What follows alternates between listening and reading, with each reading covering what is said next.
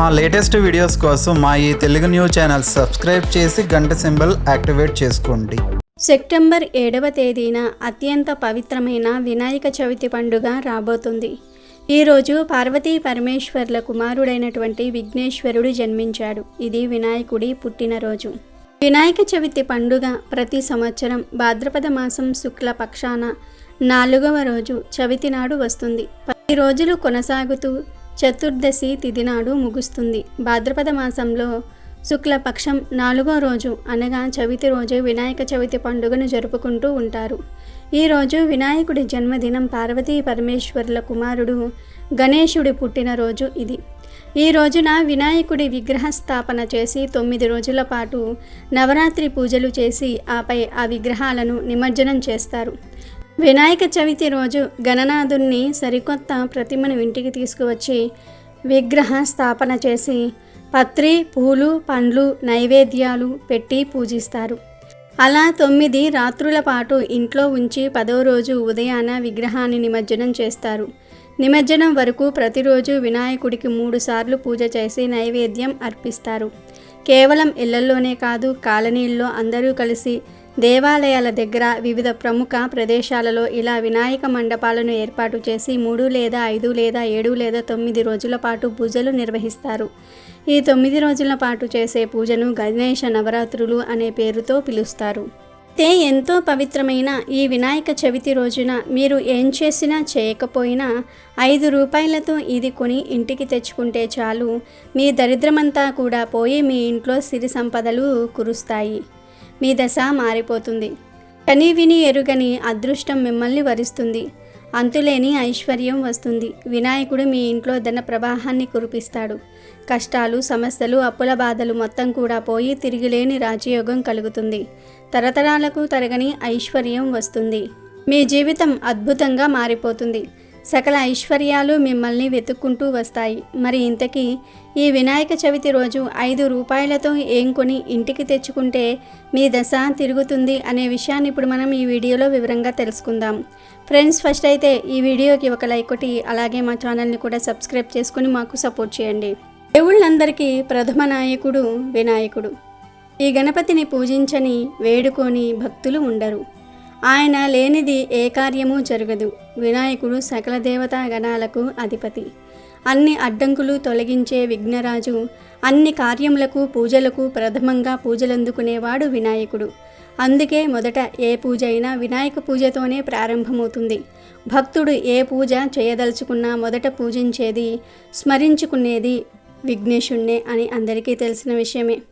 చూడ్డానికి పూర్ణ కుంభం లాంటి దేహం, బాణ కడుపు, తొండం ఉంటుంది వినాయకుడికి. ఇవి పరిపూర్ణమైన ఈ జగత్తుకు గుర్తు. ఏనుగు తల, సన్నని కళ్ళు మేధస్సుకు సంకేతాలు.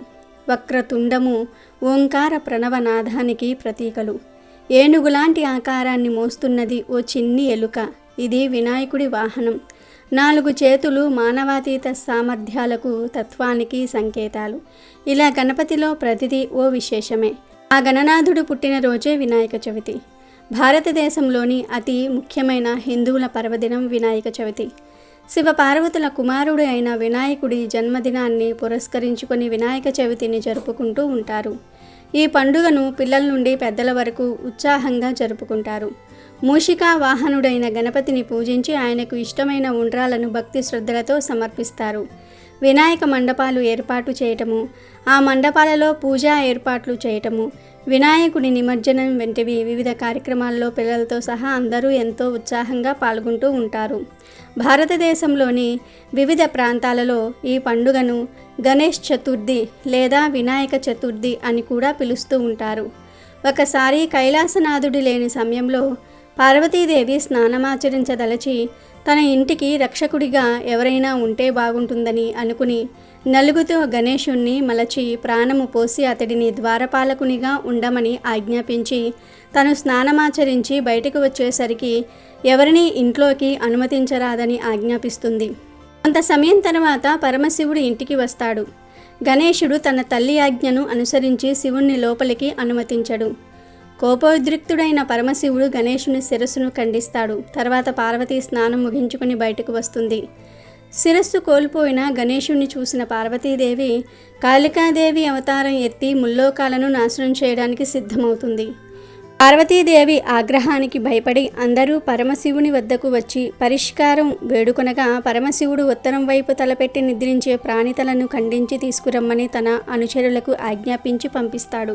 శివుని ఆజ్ఞననుసరించి వెళ్ళిన అనుచరులకు ఉత్తరం వైపు తలపెట్టి నిద్రిస్తున్న ఒక ఏనుగు కనిపిస్తుంది. వారు ఆ ఏనుగు శిరస్సు ఖండించి తీసుకువస్తే శివుడు ఆ శిరస్సును వినాయకుడి శరీరంపై అమరుస్తాడు. తన కొడుకు తిరిగి ప్రాణం పోసుకున్నందుకు పార్వతీదేవి సంతోషిస్తుంది. ఈ విధంగా ఏనుగు శిరస్సును ధరించినందువల్ల గజాననుడుగా కూడా వినాయకుడు కొలువబడుతూ ఉన్నాడు. ఇదంతా జరిగింది భాద్రపద శుక్ల చవితి రోజు కనుక ఆ రోజును వినాయక చవితిగా జరుపుకుంటున్నాం. ఇక అత్యంత పవిత్రమైన ఈ వినాయక చవితి రోజున 5 రూపాయలతో ఇది ఒక్కటి కొని ఇంటికి తెచ్చుకుంటే చాలు, ఈ దశ తిరిగిపోతుంది, అంతులేని ఐశ్వర్యం వస్తుందని పెద్దలు చెప్తూ ఉన్నారు. మరి వినాయక చవితి రోజు 5 రూపాయలతో కొని తెచ్చుకోవలసిన ఆ వస్తువు ఏమిటి అంటే పసుపు. అవును, ఈరోజు వినాయకుడికి ఎంతో ఇష్టమైన వినాయకుడి స్వరూపమైనటువంటి పసుపును కొని ఇంటికి తెచ్చుకొని ఆ పసుపు ప్యాకెట్ను మీ ఇంట్లో వినాయకుడి ముందు ఉంచి పూజిస్తే మీ కష్టాలన్నీ కూడా ఈ రోజుతో పోతాయి. సమస్యలు, ఇబ్బందులు, అప్పులు, బాధలు ఈ రోజుతో పోతాయి. మీ ఇంట్లో నుండి దరిద్ర దేవత పారిపోయి లక్ష్మీదేవి మీ ఇంట్లో అడుగు పెడుతుంది. విఘ్నేశ్వరుడి అనుగ్రహం కలుగుతుంది. మీ దశ మారిపోతుంది. అద్భుతాలు జరుగుతాయి. మీ ఇంట్లో సిరుల వర్షం కురుస్తుంది. అంతలోని అదృష్టం మిమ్మల్ని వరిస్తుంది. కనుక ఈ వినాయక చవితి రోజున చక్కగా 5 రూపాయలు పెట్టి చిన్న పసుపు ప్యాకెట్ను కొని తెచ్చుకొని దానిని వినాయకుడి ముందు పెట్టి ఉంచండి. మీరు మళ్ళీ గణపతిని నిమజ్జనం చేస్తారు కదా, అప్పుడు ఈ పసుపు ప్యాకెట్ను కూడా తీసుకుని వెళ్ళి పసుపును నీటిలో కలిపివేయండి. ఇలా చేస్తే చాలా మంచి జరుగుతుంది. కోటి జన్మల పుణ్యం వస్తుంది. వినాయక చవితి రోజు ఎవరైతే పసుపును కొని ఇంటికి తెచ్చుకుంటారో వారికి జీవితంలో దరిద్రం దరిచేరదు, ధనానికి లోటు ఉండదు, పుణ్యానికి లోటు ఉండదు. అంతటి శక్తి ఈరోజు పసుపు మన ఇంటికి తెచ్చుకోవటం వలన కలుగుతుంది. కాబట్టి ఈరోజు మీరు ఖచ్చితంగా 5 రూపాయల పసుపు ప్యాకెట్ను కొని తెచ్చి వినాయకుడి దగ్గర పెట్టి ఇప్పుడు మనం చెప్పుకున్న విధంగా చేయండి. మీకు ధన ఆకర్షణ కలుగుతుంది. వద్దన్న డబ్బు మీ ఇంట్లోకి వస్తూనే ఉంటుంది. పసుపు దొరకని వారు 5 రూపాయలు పెట్టి చిన్న కుంకుమ ప్యాకెట్ను అయినా సరే కొని తెచ్చుకొని దానిని వినాయకుడి ముందు ఉంచి మళ్ళీ నిమజ్జనం చేసే రోజు ఆ కుంకుమను తీసి నదుల్లో కలిపితే కనకవర్షం కురుస్తుంది. సమస్యలన్నీ కూడా పోతాయి. కాబట్టి ప్రతి ఒక్కరూ కూడా వినాయక చవితి రోజు 5 రూపాయలు పెట్టి ఈ వస్తువులను కొని ఇంటికి తెచ్చుకొని శుభ ఫలితాలను పొందండి. వినాయక చవితి పూజకు కేవలం మట్టి గణపతి విగ్రహాన్ని వాడితే చాలా మంచిది. చవితి అంటే కేవలం వినాయకుడికి పూజలు చేయటం అనుకోకూడదు. ఇది పూర్తిగా ప్రకృతి పండుగ. వినాయక చవితి భాద్రపద నెలలో వస్తుంది. ఈ సమయంలో సహజంగానే వానలు పడతాయి. వానలతో భూదేవి పులకిస్తుంది. ఆకులు, పూలతో చెట్లు కొత్త అందాలను సంతరించుకుంటూ ఉంటాయి. ఈ సీజన్లోనే దొరికే కొన్ని పూలుంటాయి. వినాయకుడి కోసమేనా అన్నట్టుంటాయవి. ఇలా ఆకులు, పువ్వులు, పండ్లు అన్నీ ప్రకృతి ఇచ్చిన వాటిల్లోనే ఉంటాయి. ఇలా ప్రకృతి ప్రత్యేకంగా అందించిన 21 రకాల పత్రి గరికతో గణనాథునికి పూజలు చేస్తాం. చెరుకు గడలు, వెలగ పండ్లు, మొక్కజొన్న కంకులను ప్రసాదంగా వినాయకుడికి నివేదిస్తాం.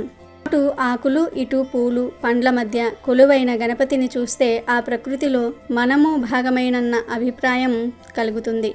కాబట్టి గణపతి పూజను ప్రకృతి సంభరంగానే చూడాలి. ప్రకృతి సహజంగా దొరికే ఆకులు, అలముల్లో ఎన్నో ఔషధ గుణాలు ఉంటాయి. అనేక రకాల రోగాలకు ఇవి ముందుగా ఉపయోగపడతాయి. ఆకులు, అలములను పత్రిగా వాడటం వల్ల ఏ ఆకులో ఏ ఔషధ గుణాలు ఉన్నాయో తెలుస్తుంది. రోగాలు వచ్చినప్పుడు ఇంటి ఆవరణలో సులభంగా దొరికే ఆకులతోనే వైద్యం చేయవచ్చు. రోగాలకు అడ్డుకట్ట వేయవచ్చు. భాద్రపద మాసంలో పంటలన్నీ కూడా కాయల రూపంలోనే ఉంటాయి.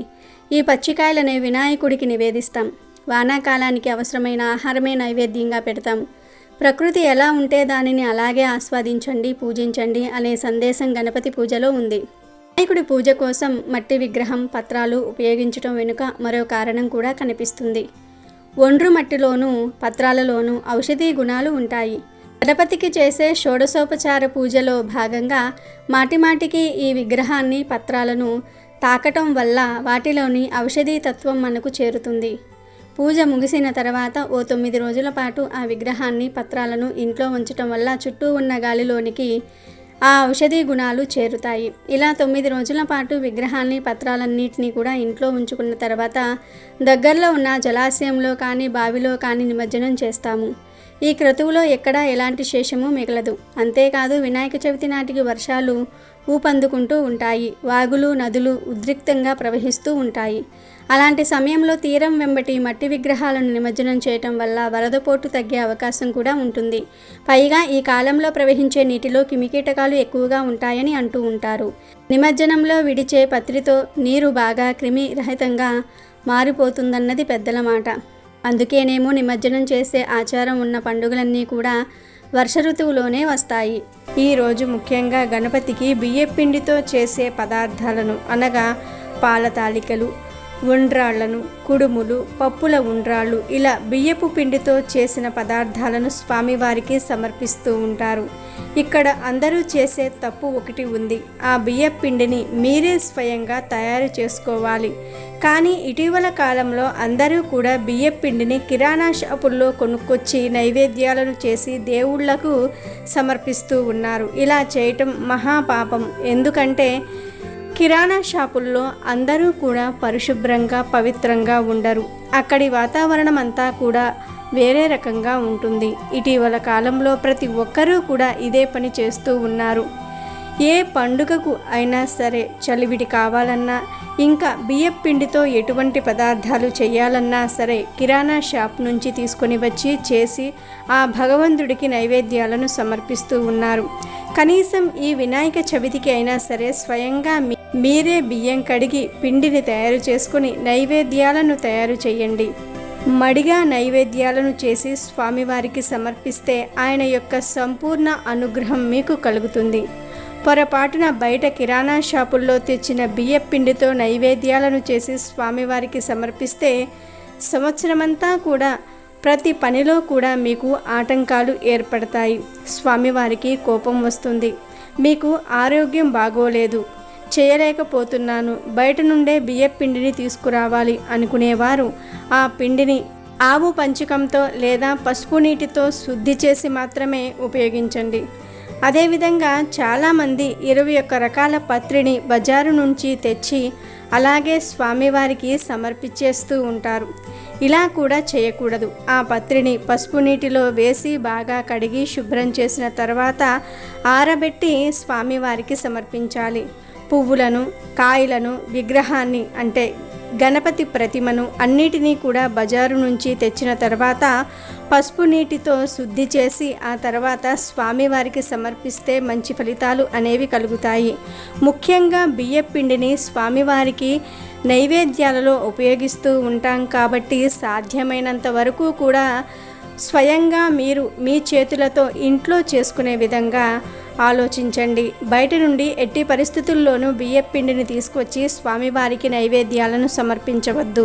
ఇలా చేస్తే స్వామివారికి ఆగ్రహం కలిగి సంవత్సరం మొత్తం కూడా మీరు చేసే ప్రతి పనిలోనూ కూడా ఆటంకాలను కలిగిస్తాడని ఆ పండితులు చెప్తూ ఉన్నారు. కాబట్టి మీరు కూడా ఈ వినాయక చవితిని మంచిగా, పరిశుద్ధంగా, అలాగే పవిత్రంగా మంచి మడి బట్టతో చేసుకోవాలని పండితులు చెప్తూ ఉన్నారు. కాబట్టి ఈ వినాయక చవితి రోజు మీరు కూడా ఇప్పుడు మనం చెప్పుకున్న విధంగా పూజను చేసుకొని ఆ విఘ్నేశ్వరుడి యొక్క అనుగ్రహాన్ని సంవత్సరం అంతా కూడా పొందండి.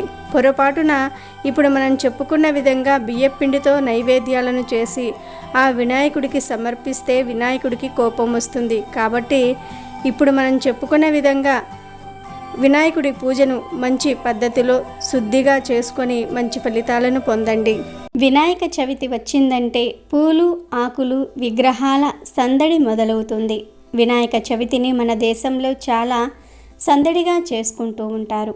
అయితే గణేష్ నవరాత్రి ఉత్సవాల్లో భాగంగా అందరూ ఒక వినాయకుడి బొమ్మను కొని తెచ్చుకొని పూజలు చేస్తారు. మరి అలా తెచ్చే వినాయకుడి బొమ్మ ఎలా ఉండాలి?